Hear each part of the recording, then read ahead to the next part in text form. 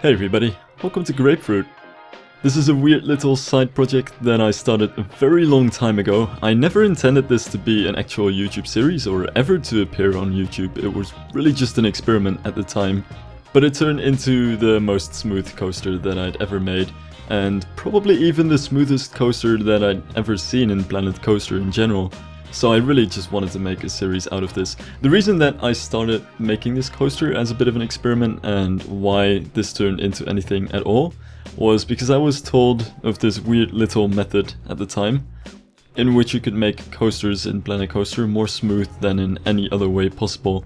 Now Dustin came up with this method, and I'll explain a bit more about it in a Planet Coaster College video that I'll be putting up very soon about how you can do it yourself. But it was basically a method that quite some people knew about, but barely anybody had ever even tried, because it's something that takes a lot of time. The result that you're looking at the moment took many hours of smoothing, just smoothing alone, to actually get it to look this way. So it's actually kind of horrible to do, but it's something that kind of makes use or makes misuse of the game's mechanics to make coasters a lot more smooth than you otherwise can, and it's absolutely amazing. So this was my little experiment with that, and the experiment was pretty successful actually, especially looking at that 0G roll. It's just something that you cannot ever do if you build your coaster another way. So I figured I could just turn this into a series and make a quick coaster out of it. Now I'll be doing a quick POV at the beginning here, just to show off how this actually looks when you're on it. That said, it is a little bit shaky though. It's not really the kind of unsmooth that a Planet Coaster usually is, where sometimes you've got some snappy transitions, or especially on rolls and custom inversions, you'll really start to notice that the banking is uneven. That's not really the case here, but you can really see it kind of jag on some curves and transitions here. But that aside, it's really about as smooth as I ever got a coaster in Planet Coaster. The method itself basically means that you have to build your entire coaster out of 4-meter long pieces, and then afterwards smooth those pieces out back and forth throughout the entire track 8 times. And I know that sounds very weird. Basically means you're gonna have to select 4 pieces at a time, hit smooth, go to the next 4 pieces, as in move up 1 piece forward, smooth again, move up 1 piece forward, smooth again, then do the same thing backwards through the entire track and repeat that entire process 4 times. And it's pretty tiring, but with pretty awesome results as well. So yeah, that's basically what this is. I'll explain a bit more about the method in the Planet Coaster College video, but I hope that this was a pretty good intro as to how it looks and why the result is so awesome. Now without further ado, let's get into the time-lapse and show you how the rest of this is done. Now unfortunately I don't really have much time-lapse of me doing the layout at all, since I really just built the layout and then afterwards realized that I had a gold mine. So I didn't record anything else, which was quite stupid. Only a little bit of smoothing of the first drop over here, where you can kind of see me going back and forth selecting 4 pieces at a time and then hitting the smooth button the entire time. This is basically a process that I had to go through for the entire track though. But the rest of this is actually getting realistic touches in all kinds of other ways. A lot of my videos so far have been a lot about scenery, and I think as a result it's pretty easy to get the picture that scenery is really my main shtick when it comes to Planet Coaster. But I love roller coasters as well, and I'm quite an enthusiast when it comes to following all the latest news and watching every single POV of every single roller coaster on Earth ever. So I really wanted to mess a bit more with that as well. So aside from just doing the layout as realistically as possible here, I'll also try and experiment a lot with making all kinds of other elements on the coaster more realistic. And one of those was supports. I wanted to get some custom supports in here to make it look much more B&M-y. And that also had to come with some custom footers as well for the supports to be in, and that's a lot of the stuff that I'm doing in here. One of the things that I really wanted to get in, which you can see over here, are those typical B&M lift hill supports, which don't have one support going straight down from the track and another slanted support to support that, but instead these sort of triangular diagonal sort of supports that make up this interesting looking skyline of the lift hill, and at the same time allow the track to go underneath the lift hill quite a bit. And it's really giving that very typical B&M look that I was going for with this coaster. And also what I wanted to add here is that typical B&M lift hill motor and lift hill chain return. So you've got the chain going up underneath the track, or on top of the track actually, underneath the cars, and actually hooking up the cars to go to the top of the lift hill. But B&M coasters also have this separate chain lift return, which is the big beam that you see going underneath the chain lift, or even underneath the entire lift hill, which is where the chain goes back to the beginning and allows you to pull up the chain again. Only problem that I kind of realized was that I made my quick little custom lift hill motor there, not to realize that there is actually an in-game lift hill motor. So I probably shouldn't have done that. That was a little bit of wasted time, I guess. But hey, at least now everything is custom. And while the game does come with a lift hill motor, it doesn't have that sexy chain return. And I really needed that, so we got that in anyway. And another very kind of difficult thing to do actually is the track connectors, or strictly speaking the support connectors.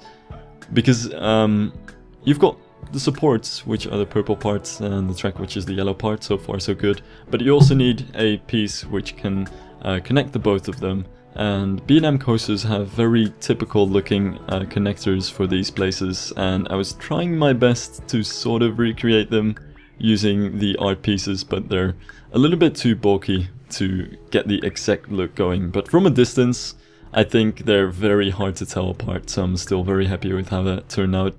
And here you can see more of the entire process of making a custom support. I just took the support that I had earlier, sort of placed it in the place where I needed, and this is really just based on the supports that the game already gave me, so that was quite easy, and adjusted where necessary. The only thing here was that I wanted the supports to go inward from the curve and all sort of go toward the middle and make the coaster a bit more compact, instead of going outward like they did from the game itself. So that's something that I just quickly wanted to change here. But that aside, the placement of the supports is very much the same still, and it's really just in a few places where I wanted the supports to add a very typical B&M look that I wanted to add my own custom supports, because for the rest of the coaster the supports are actually really good, and really glad with how the supports look in Planet Coaster in general. There are just some times where I feel making custom supports makes it look a bit more realistic. Same goes for this loop support as well, since very typical for coasters is to have these triangular loop supports with different connectors, and that's something that I wanted to add to the coaster as well, to add a bit more realism to it. I actually didn't add the connectors yet, so the yellow parts aren't in there yet, but they'll be there at some point in time.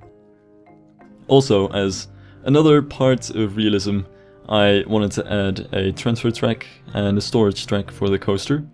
So at least we'll be able to run 2 trains, and if there is any issue with maintenance or anything related, we can hook 1 train up to the storage shed.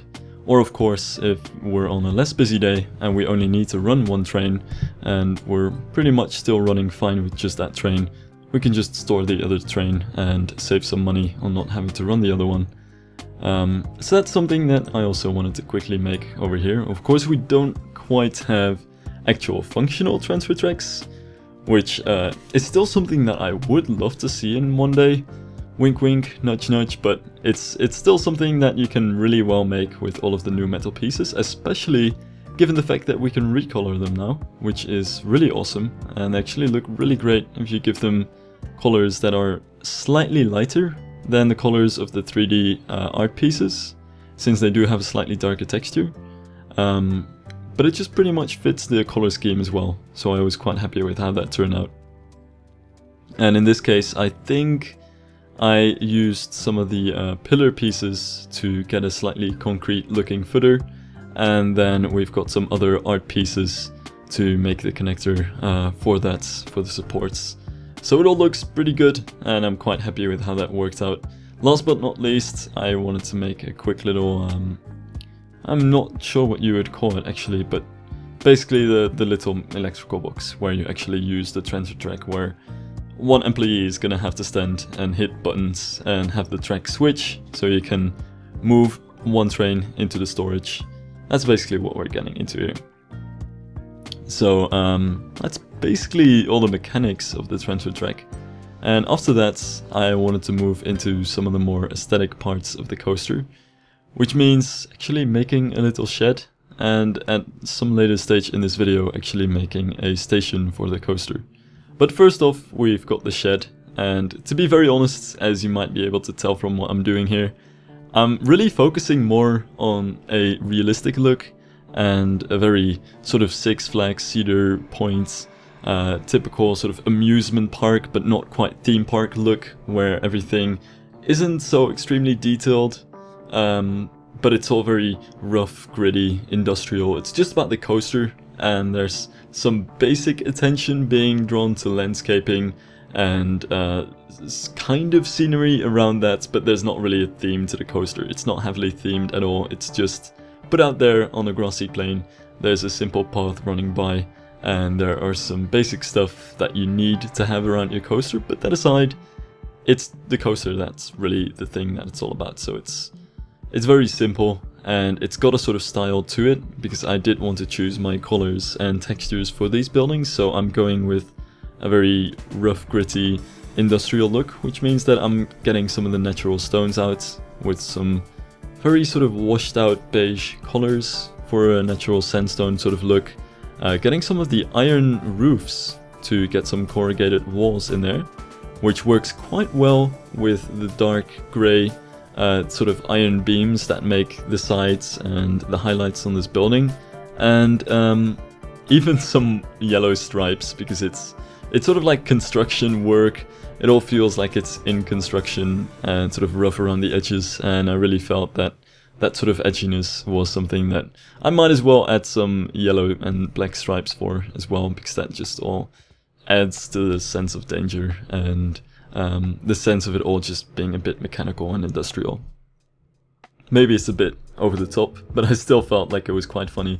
Also something that, if you've ever played Roller Coaster Tycoon 3, you might remember, station covers were actually a very big part of scenery in there, and there were hundreds, and I'm probably not even exaggerating there, hundreds of different types of station covers that people designed, and a lot of them featured the yellow-black stripe sort of design, which was quite funny. So definitely a shout out to the Roller Coaster Tycoon 3 days with those.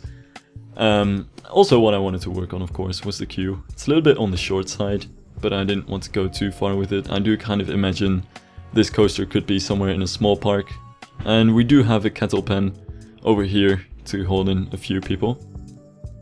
But even for the queue, the rest of it is really just going to be simple.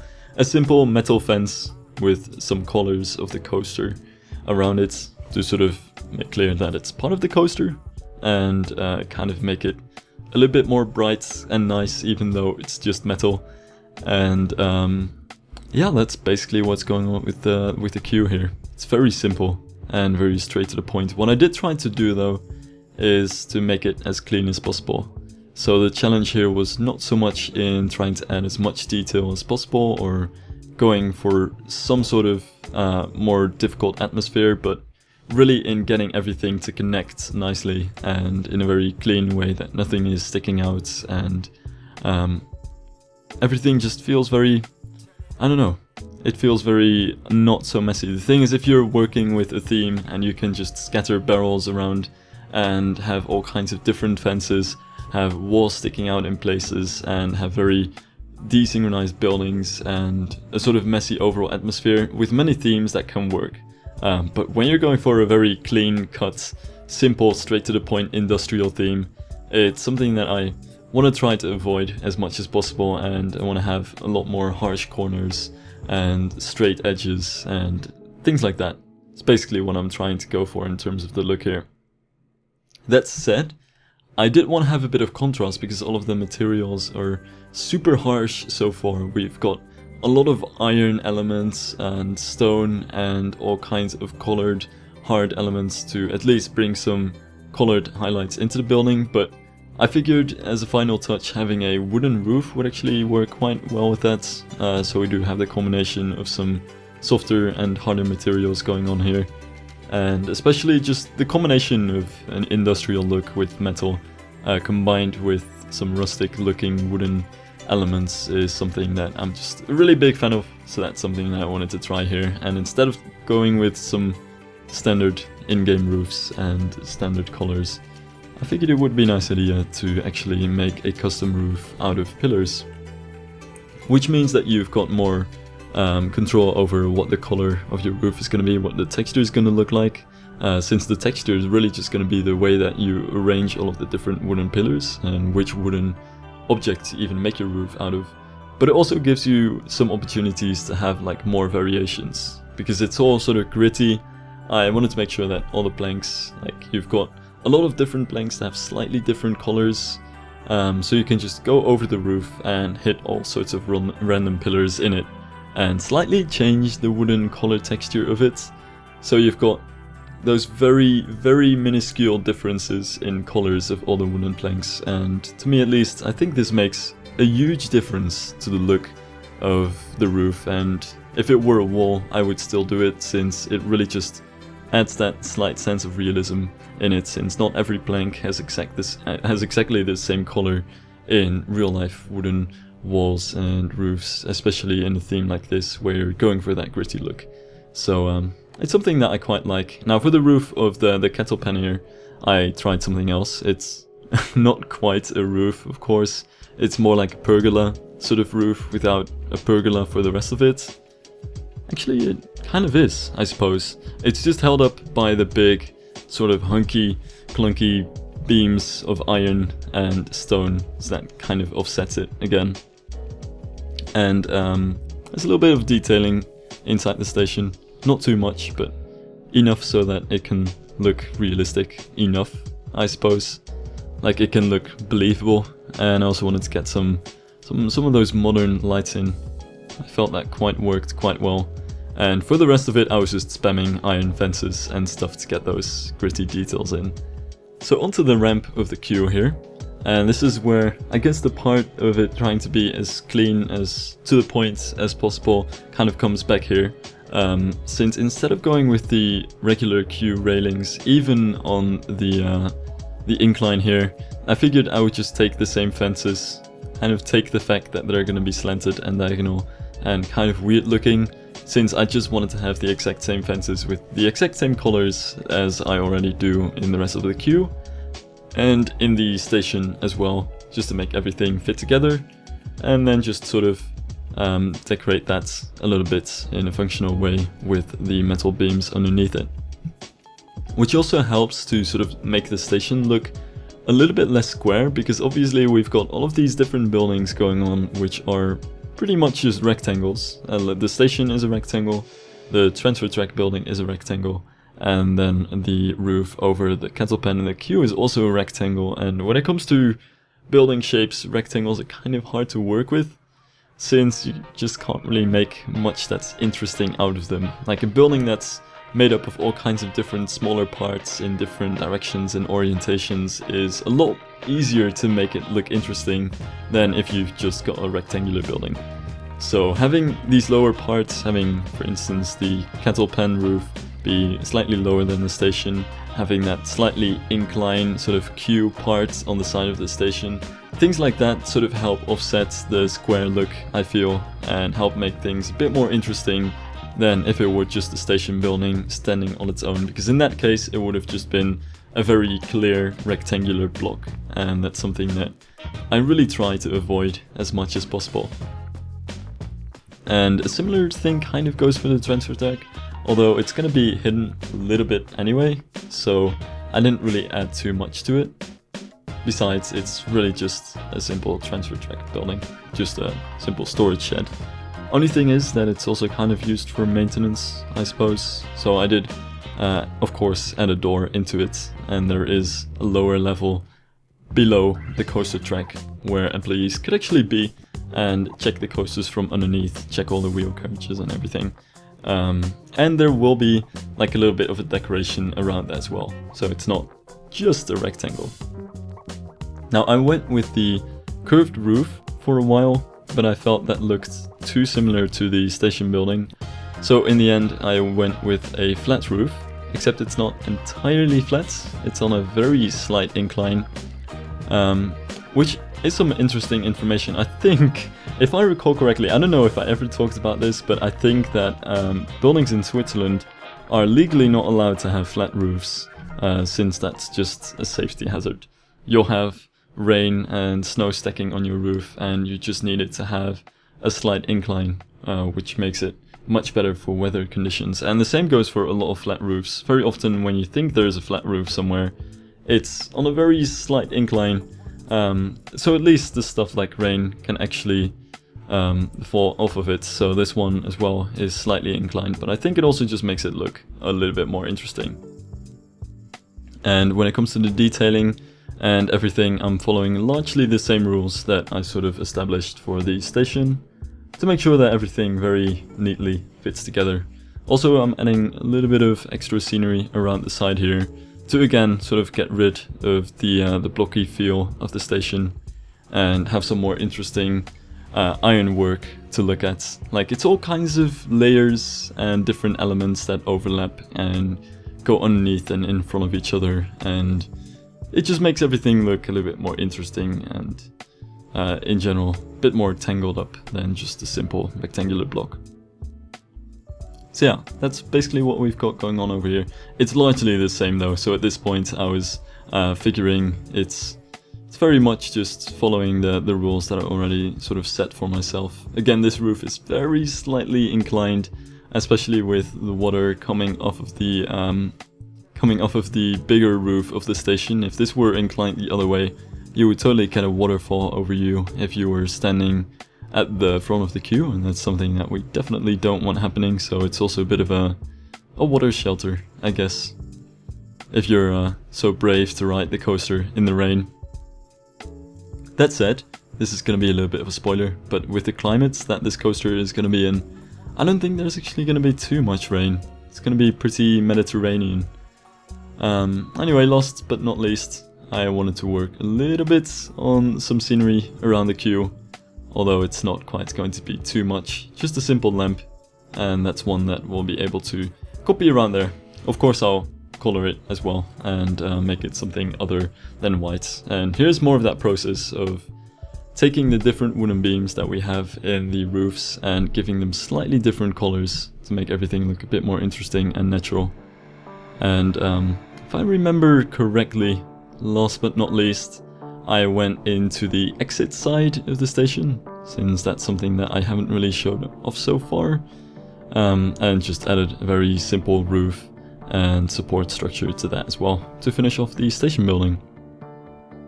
And that is basically also it for this episode. So I want to thank you guys so much for watching the first episode of Grapefruit. I know this is a little bit of a weird series, but I'll try to keep it up for 2 episodes, that is the plan, and then get a quick POV and everything out about this coaster. And yeah, that'll be my very quick, just little fun stint. So thanks for watching, and I hope to see you guys in the next episode.